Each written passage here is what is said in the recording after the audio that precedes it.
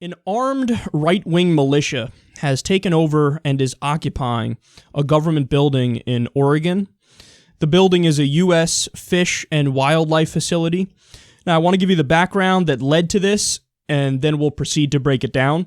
So Think Progress reports, quote, "The controversy originates with the decision to jail two ranchers in Oregon, Dwight Hammond Jr., 73 years old, and his 46-year-old son, Stephen, are due to report to federal prison on Monday to serve 5-year prison terms. They were convicted by a jury in 2012 on arson charges stemming from a pair of fires they admit to setting on their land in 2001 and 2006. The Hammonds' property interlocks with publicly owned Bureau of Land Management property, requiring the Hammonds to work together with the BLM to manage the vast areas where the Hammonds' animals graze on a mix of private and federal land." Okay, so let's pause here and let me just give you some more information as we go along. So the fire they set in 2001 burned 139 acres of government property. And they say they got approval first before they did it, but the government says no. And what they were doing was they were, in fact, trying to cover up illegal hunting. So another fire in 2006 burned another acre. So this one was much smaller. It was an acre of government land. And this time they did it during a burn ban. So the government said, you can't do it right now because they were battling a fire caused by lightning. But they came in and burned an acre of government property as well, including, I think, some of their own. So they continue here, quote, "The Hammonds served time for the fires in 2013. A district judge sentenced Dwight to 3 months and Steve to 1 year of prison time. But the federal anti-terrorism law that prosecutors used includes a mandatory minimum sentence of 5 years for fires that damage public property but cause no injury or death." Okay, so there we have it. They appealed and lost, which brings us to today. They were set to report to prison, and there was a protest of about 300 people. Most of the protesters went home and were totally peaceful, but some stayed behind and took over the government building at the barrel of a gun. So now schools in the area are closed for the week, I believe, and officers are nearby, but they're being very cautious about this, and federal officials are in charge, and they're on the scene. Now, let's pause here for a second to just try to digest this and understand exactly what's happening. If you were to come up to me and tell me this story, would I sympathize with the guys? I think so, yeah. Because I'm not a fan of mandatory minimums across the board. So it's not like I like them all of a sudden when it's targeting a right-winger. No, I still disagree with it. So I would ask these guys for some sort of an alliance. Hey, you're against these mandatory minimums for this situation where he burned government property and it's arson and it's all these things. But would you team up with me where I'm trying to end mandatory minimums for black people in prison for doing drugs? Are you with me or are you not? So I would ask them that up front. So I do sympathize with them. Do I think 5 years is too much for what they did? Yeah, I kind of do. Not saying there should be no punishment, because there should be some kind of punishment. If you're burning down acres of government property and you did it twice when they told you, don't do it, this is not okay, especially one time they're battling a different fire. So don't do it. But do I feel bad that they're spending that much time in jail? Yes. So is there some kind of grievance here? Yes. But is this how you should respond if this is your grievance? No. You should respond by doing peaceful protests. You should respond by going to your legislator, going to whatever representative you have, and saying, hey, here's the problem, here's our solution, get rid of the mandatory minimum sentencing, let's change that law that they were prosecuted on. If you do that, I would agree with you, and my entire segment here would probably be saying, you know what, these guys are right, 5 years is too much for what these guys did. But that's not how they handled it. How they handled it is, hey, when the peaceful protesters who were actually peaceful went home, they said, all right, let's go grab our guns and let's go into a U.S. government building and take it over at the barrel of a gun. Now, there were no people working there that were in there at the time, so they just kind of waltzed in and took it. But either way, you still can't do that. You still cannot do that. You can't go into a government building with a gun and say, we're not leaving until you do what we want you to do. No, if you want to change the system, fight to change the system in a way that's peaceful and nonviolent. But they're not doing that. They said, fuck that. We're going to commit a bigger wrong to try to combat this thing that we view as a wrong. And again, to be clear, do I think they're in jail for too much time? Yes. But this is not how you respond, okay?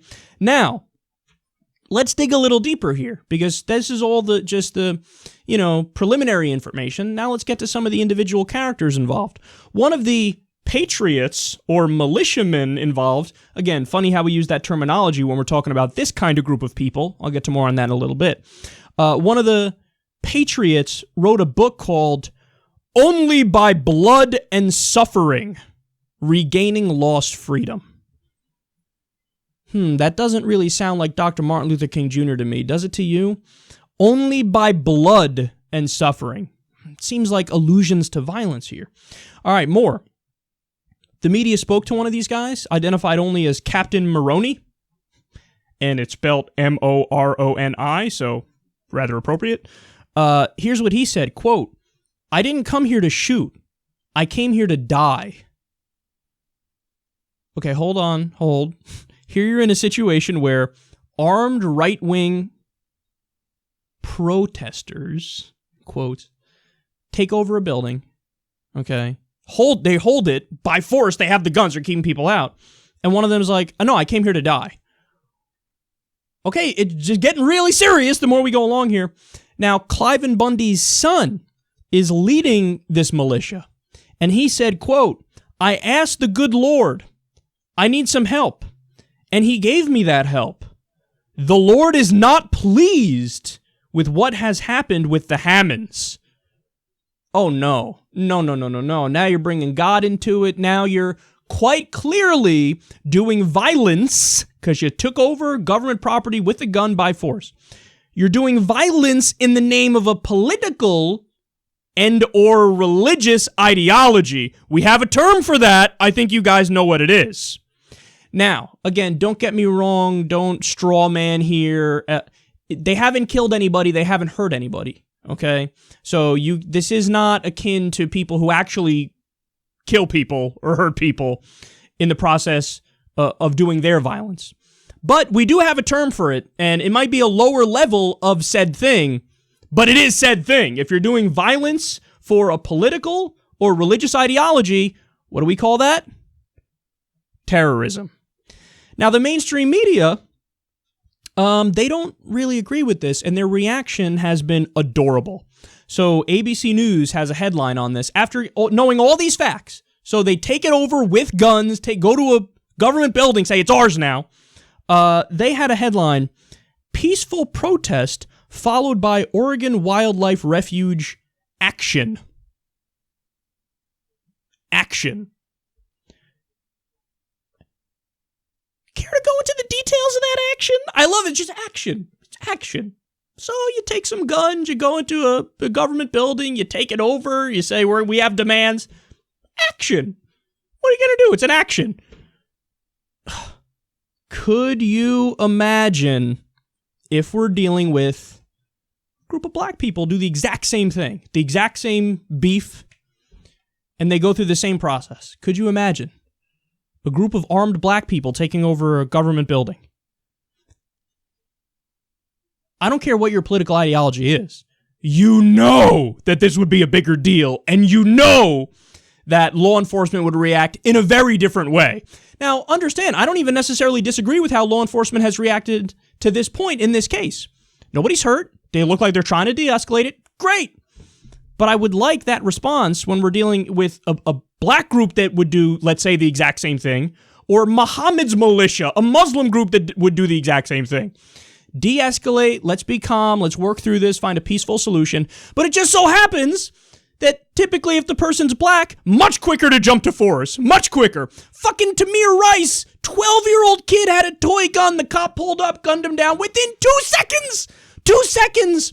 There was another black guy walking through a Walmart with a gun that was either a paintball gun or a BB gun that he was considering buying from the store. Cops come in, gun him down, kill him immediately. You know that they would react in a much more violent way if it was a black person or a Muslim. You know it. Again, I don't care what your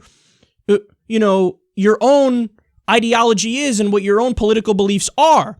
You can acknowledge that because we know that's true based on so much evidence in so many cases. It's not just anecdotal. We know it. And we also know the media would not treat them with kid gloves and say something like peaceful protest followed by Oregon wildlife refuge action.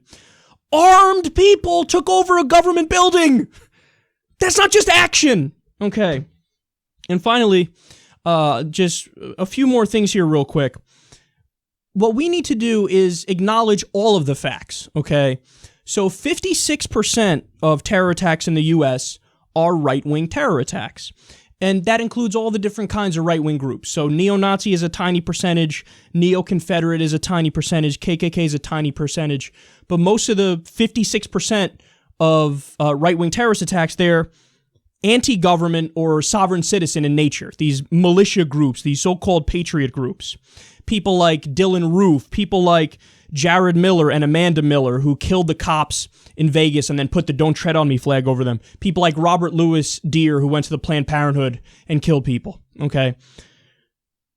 Nobody talks about this in the mainstream, okay? They just don't talk about it. They just don't view it as, if white people do it, is it terrorism? It's complicated. Never complicated for anybody else, but white people, it's complicated. So what I want is consistency and accuracy and objectivity across the board. So, is it fair to say, hey, Islamic terrorism is a huge problem? Yes, absolutely. Muslims are 1% of the U.S. population, but Muslim terrorist attacks make up over 10% of the attacks. That's a huge overrepresentation.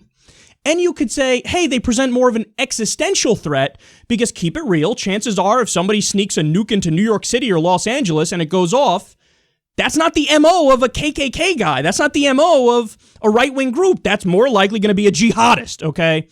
So, yeah, I want to call out the ideological issue and the religious issue when it comes to Islamic terrorism, but I want to be consistent about all the numbers and all the facts and just say, hey, man, keep it real. 56% of the terror attacks in the U.S. are right-wing terror attacks. As a raw number, you're much more likely to be killed by a right-wing terrorist than a Muslim terrorist. Those are just the numbers. You could disagree with it. It's just the numbers. Again, you want to get mad at me? Sorry, don't get mad at me. Get mad at the Department of Homeland Security and the FBI, who did the study in 2009 and found this. So let's just acknowledge all the facts. Again, you can say there's way more right-wingers in the country, so it's not an apples-to-apples comparison. I agree with that. It's true.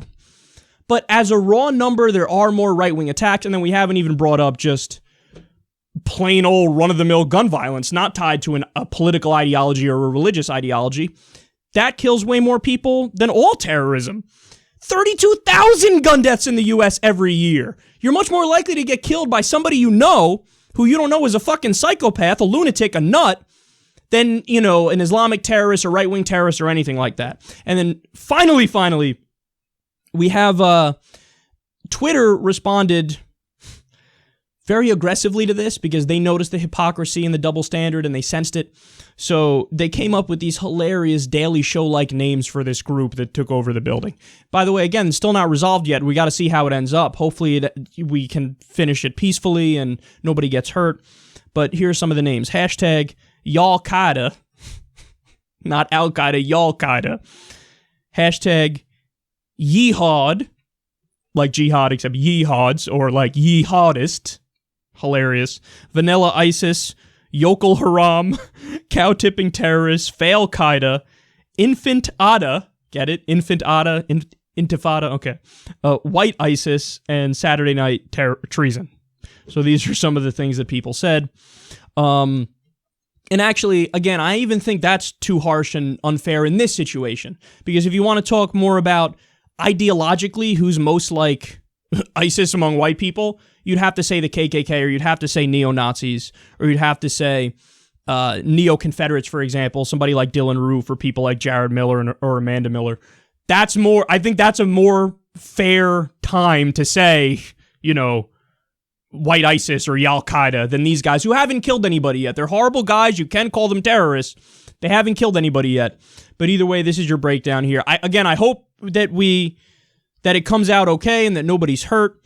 But there's a lot of social commentary to be had here because you can smell the hypocrisy and the double standards all over the place.